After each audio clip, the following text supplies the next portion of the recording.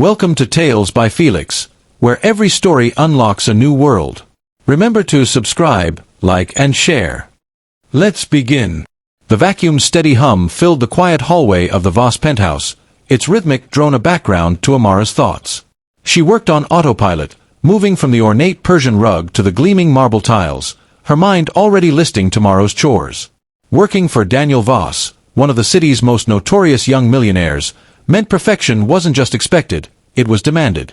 Every corner had to gleam, every glass surface had to be spotless. He wasn't cruel, but he had a certain coldness. The kind that made you think he saw the world not in colors, but in numbers. She'd been here for nearly 2 years, and though they exchanged pleasantries, "Good morning, thank you, Amara," their worlds never collided. He existed in the high-gloss world of business meetings and gala events, and she stayed in the background, unseen. That's why she nearly dropped the vacuum when she heard his voice behind her. "Amara!" She turned, startled. He was leaning casually against the doorframe, sleeves rolled up, tie loosened, a faint smile tugging at his lips.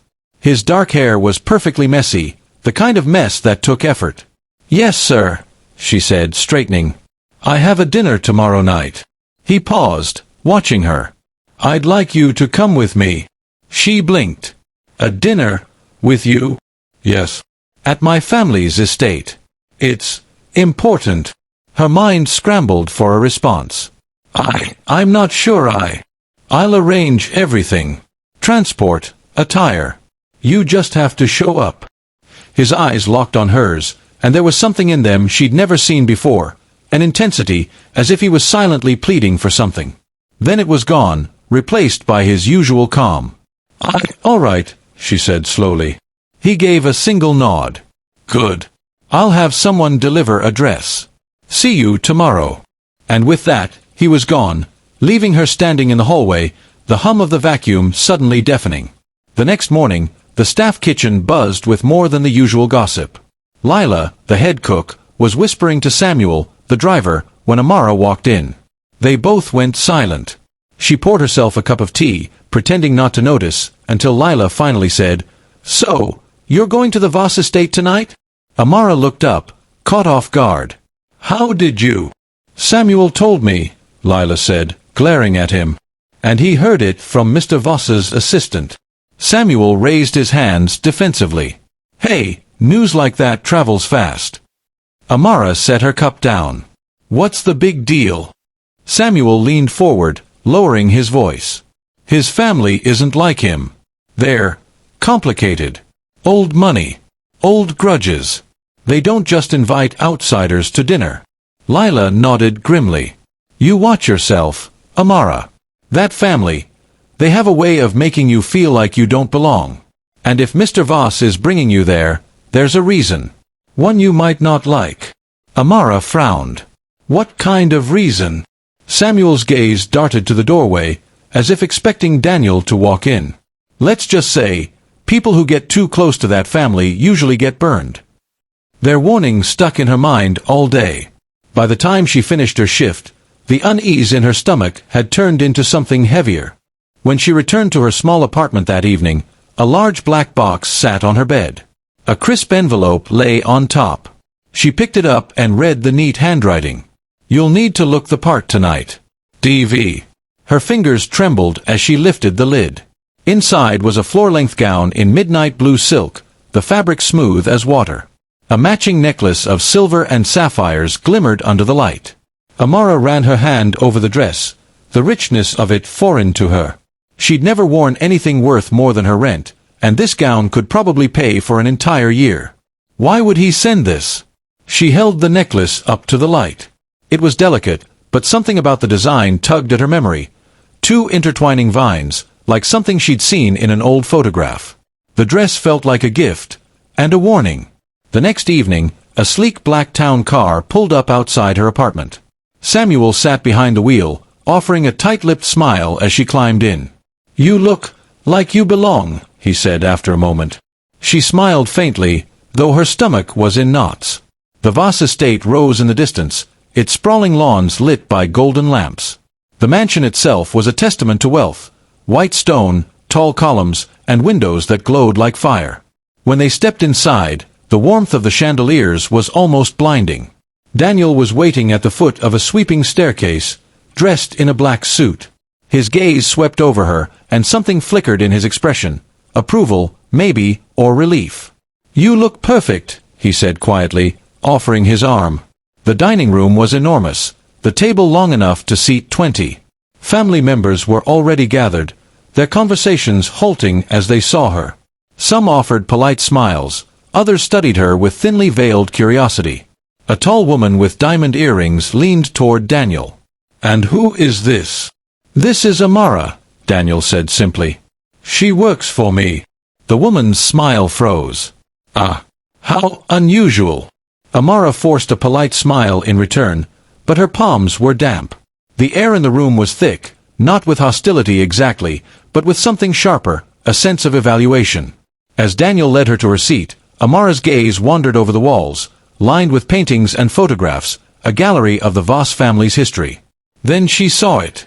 A massive family portrait hung above the fireplace. In it, a younger Daniel stood beside a regal-looking woman she assumed was his late mother. But it wasn't them that made her heart lurch, it was the girl standing at the far left. The girl had her eyes, her nose, even the small scar on her chin that Amara had had since childhood. Her breath caught. She stepped closer, unable to tear her gaze away. "That was taken about 20 years ago," Daniel said from behind her, his voice unreadable. Amara turned to him slowly. "Who is she?" Daniel hesitated. "A relative. She's not around anymore." But his eyes told a different story. There was recognition there. And something else, fear. Before she could press further, a voice from across the table called, "Daniel, join us."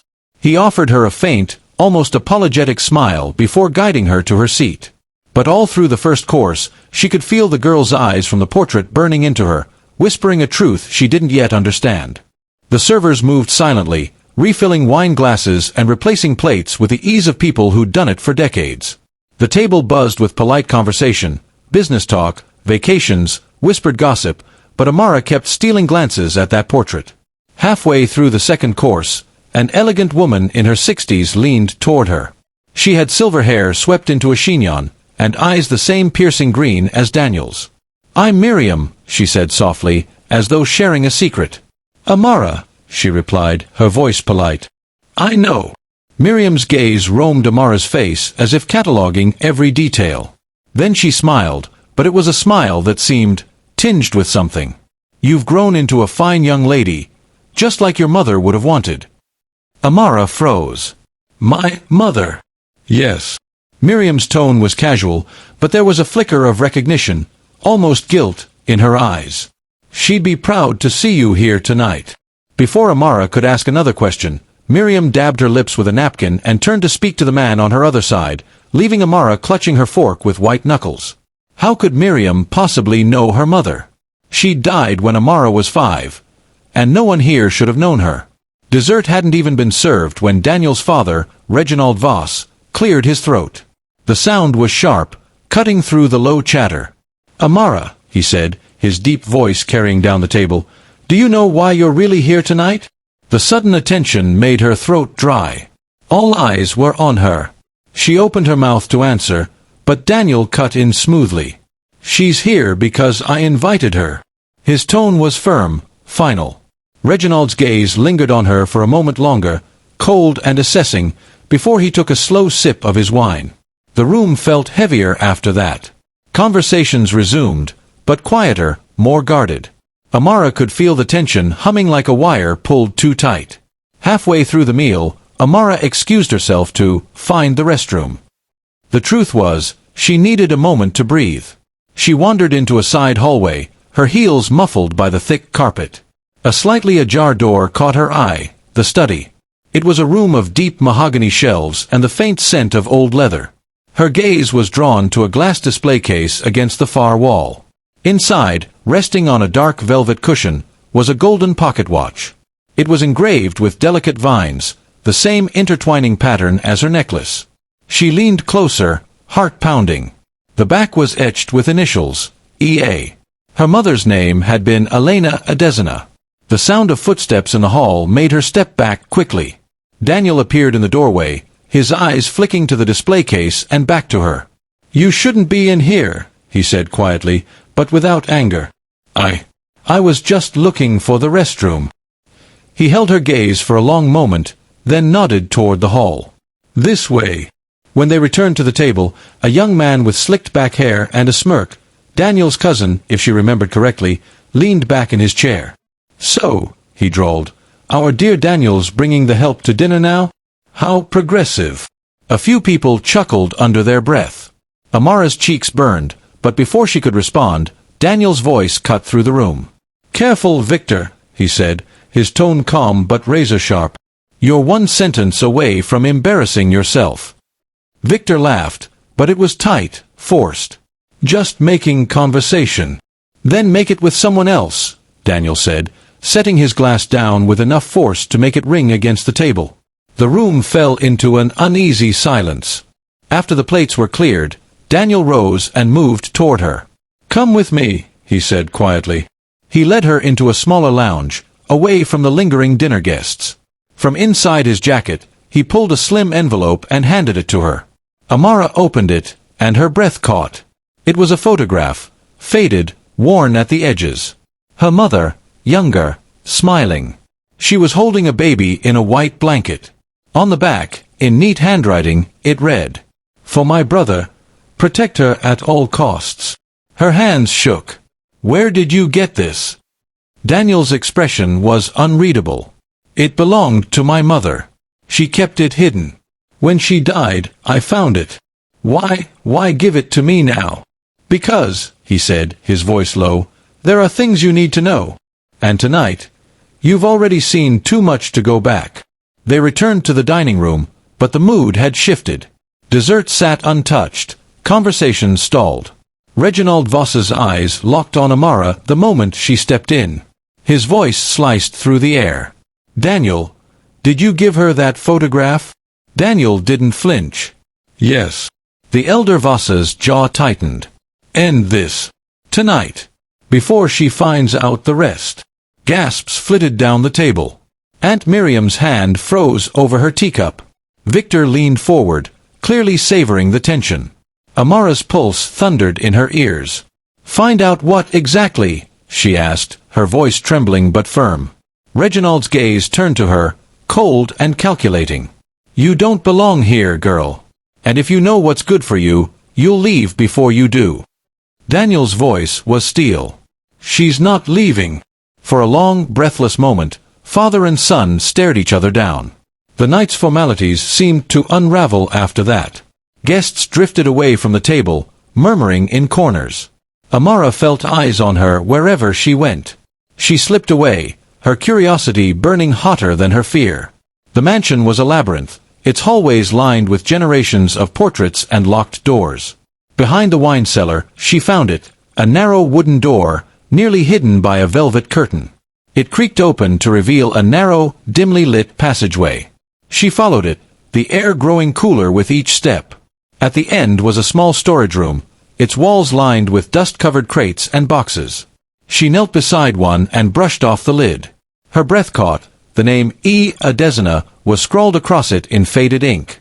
Inside were belongings she hadn't seen in decades, a floral scarf her mother used to wear, a leather-bound journal, a silver hair comb. She picked up the comb, her hands trembling, when she heard footsteps echoing in the corridor behind her. She turned sharply. It was Daniel. "You shouldn't be here," he said, but his tone was softer now. These are my mother's," she whispered, holding up the scarf. He sighed, stepping closer. "I know." From his jacket pocket, he pulled a yellowed envelope. "You should have this too." Her name was written across it in her mother's looping handwriting. "My dearest Amara." She tore it open, her eyes scanning the words. "My sweet girl, if you are reading this, it means the truth could not be hidden forever. The Voss name is yours by blood. I was disowned by my father, Reginald, when I refused the marriage he arranged for me. You were the reason I left. Daniel, he is your half-brother. He does not know the whole story, but he will protect you. Trust him." Her knees felt weak. She sat back against a crate, the letter clutched to her chest. "She began, but her voice failed. Daniel knelt beside her. "I didn't know all of it. But I suspected." They didn't return quietly. Amara stormed back into the main hall, the letter in her hand. "Tell me it's not true," she demanded, her voice cutting through the room. "Tell me I'm not your daughter's child." All eyes swung to Reginald. His face was stone, but his knuckles whitened around his glass. "Your mother made her choice," he said finally. "She turned her back on this family. And I let her go." "Let her go? You threw her out." Miriam's voice cracked like a whip. "And now you'd do the same to her child?"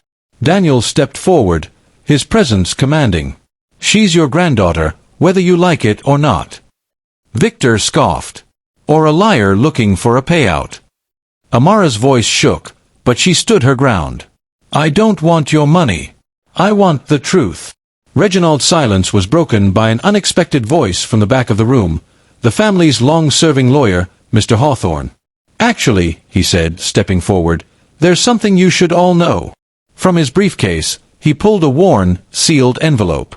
"This is the last will and testament of Mrs. Eleanor Voss, Daniel's mother. It was never read publicly, at Reginald's request." Reginald's eyes narrowed dangerously, but Hawthorne continued. "In it, she leaves a substantial portion of her personal fortune to my first grandchild, whomever she may be." His gaze landed on Amara. "By my reading, that is you." The room erupted, gasps, accusations, muttered curses. Miriam looked vindicated. Victor looked furious. Reginald rose slowly, his eyes fixed on Amara. "This changes nothing." Daniel's voice was calm, but it carried an edge of finality. "It changes everything." The dining room exploded into chaos. "She's lying."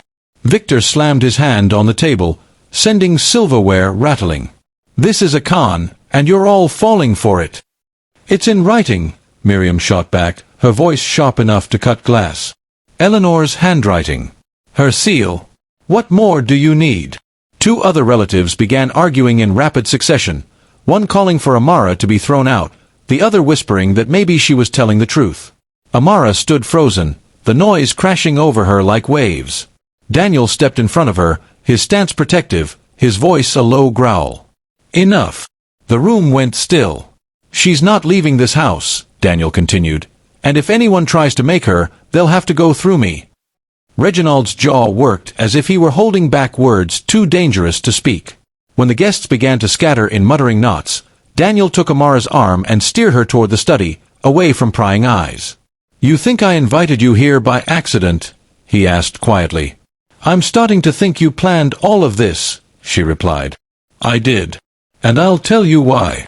He leaned on the desk, his eyes locked on hers.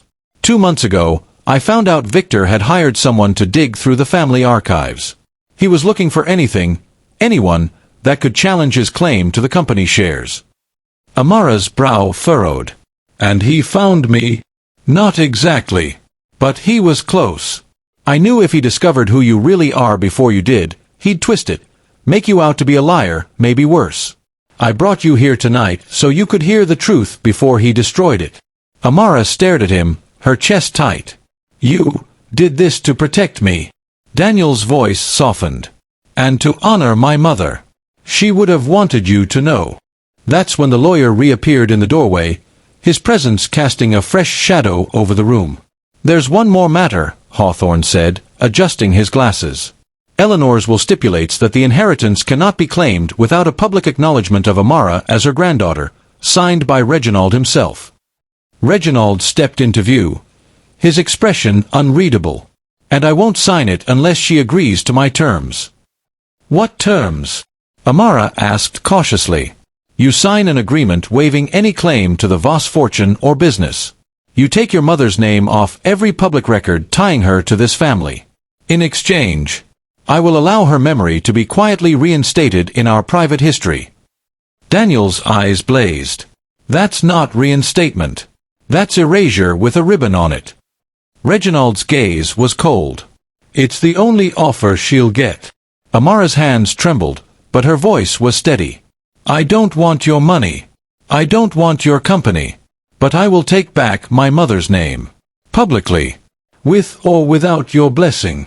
A murmur rippled through the few relatives still lingering in the doorway. "You'll regret this," Reginald said, his voice low. "No," she replied, lifting her chin. "You will."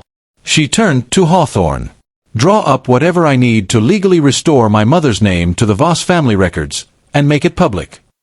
Hawthorne hesitated, glancing at Reginald, then nodded.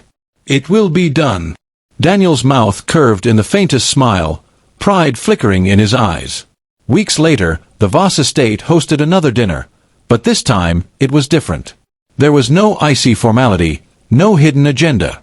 Amara sat beside Daniel at the head of the table, dressed in deep emerald silk. Above the fireplace, the family portrait had been replaced. In the new one, her mother stood proudly beside Reginald, her arm around a young Amara. Daniel raised his glass. "To family," he said, his voice warm. "The truth always wins." Miriam smiled, Victor scowled from the far end, and Amara felt something she hadn't in years, belonging. As the clink of crystal filled the air, she thought back to the night she'd stepped into this mansion for the first time, feeling like an outsider. Now, she wasn't just in the picture, she was part of it. And this time, she wasn't leaving. The end.